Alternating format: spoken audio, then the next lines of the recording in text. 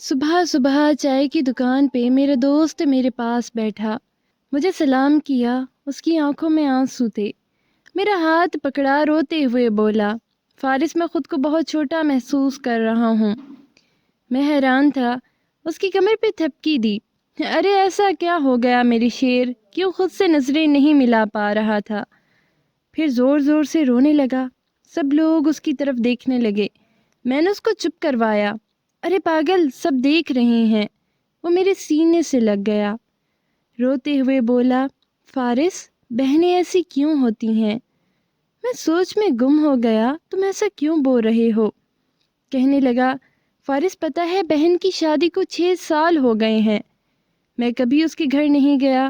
عید، شب برات بھی ابو یا امی ہی جاتے ہیں۔ میری بیوی ایک دن مجھے کہنے لگی، آپ کی بہن جب بھی آتی ہے اس کے بچے گھر کا حال بگاڑ کر رکھ دیتے ہیں، خرچ ڈبل ہو جاتا ہے، اور تمہاری ماں ہم سے چھپ چھپ کے کبھی اس کو صابن کی پیٹی دیتی ہے، کبھی کپڑے، کبھی سرف کے ڈبے، اور کبھی کبھی تو چاول کا تھیلا بھر دیتی ہے۔ اپنی ماں کو بولو یہ ہمارا گھر ہے، کوئی خیراتی سینٹر نہیں۔ فارس، مجھے بہت غصہ آیا۔ میں مشکل سے خرچ پورا کر رہا ہوں اور ماں سب کچھ بہن کو دے دیتی ہے۔ بہن ایک دن گھر آئی تھی۔ اس کے بیٹے نے ٹی وی کا ریموٹ توڑ دیا۔ میں ماں سے غصے میں کہہ رہا تھا، ماں بہن کو بولو یہاں عید پہ آیا کرے بس، اور جو آپ صابن، سرف اور چاول کا تھیلا بھر کر دیتی ہیں نا، اس کو بند کریں۔ ماں چپ رہی، لیکن بہن نے ساری باتیں سن لی تھی۔ میری بہن کچھ نہ بولی۔ 4 بج رہے تھے، اپنے بچوں کو تیار کیا اور کہنے لگی، بھائی مجھے بس اسٹاپ تک چھوڑ آؤ۔ میں نے جھوٹے منہ کہا، رہ لیتی کچھ دن، لیکن وہ مسکرائی۔ نہیں بھائی، بچوں کی چھٹیاں ختم ہونے والی ہیں۔ پھر جب ہم دونوں بہن بھائیوں میں زمینوں کا بٹوارا ہو رہا تھا، میں نے صاف انکار کیا، بھائی میں اپنی زمین سے بہن کو حصہ نہیں دوں گا۔ بہن سامنے بیٹھی تھی، وہ خاموش رہی، کچھ نہ بولی۔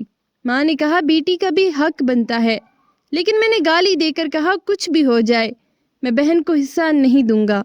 میری بیوی بھی بہن کو برا بھلا کہنے لگی، وہ بیچاری خاموش تھی۔ کرونا کے دن ہے فارس، کوئی کام کاج نہیں ہے۔ میرے بڑے بیٹے کو ٹی بی ہو گئی، میرے پاس اس کا علاج کروانے کی بھی پیسے نہیں۔ میں بہت پریشان تھا۔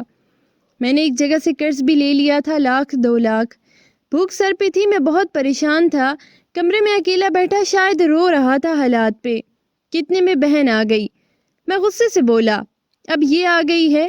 میری بیوی میرے پاس آئی، کوئی ضرورت نہیں گوشت بریانی پکانے کی اس کے لیے۔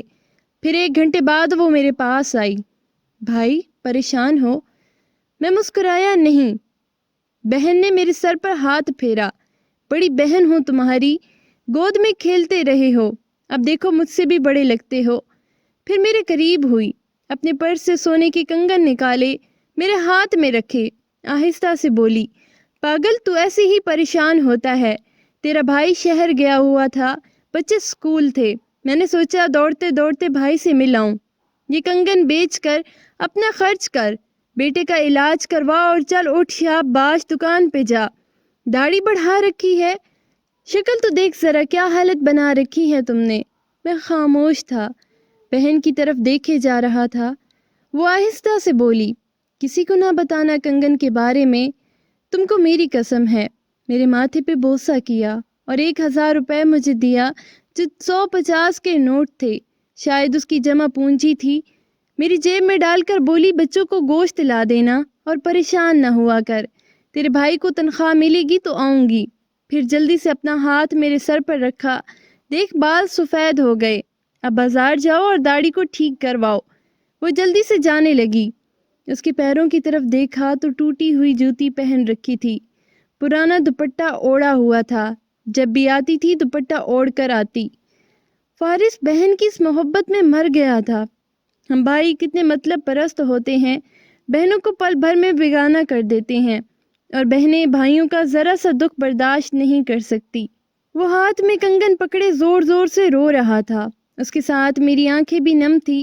اپنے گھر میں خدا جانے کتنے دکھ سیر رہی ہوتی ہیں، کچھ لمحے بہنوں کے پاس بیٹھ کر حال پوچھ لیا کریں، شاید کہ ان کے چہروں پر کچھ لمحوں کے لیے سکون آ جائے۔ دوستو، یہ کہانی سناتے ہوئے میری آنکھوں میں آنسو بھر آئے۔ بہت دکھ بھری داستان ہے، بس اللہ سب کی بہنوں کی جھولی خوشیوں سے بھر دے، آمین۔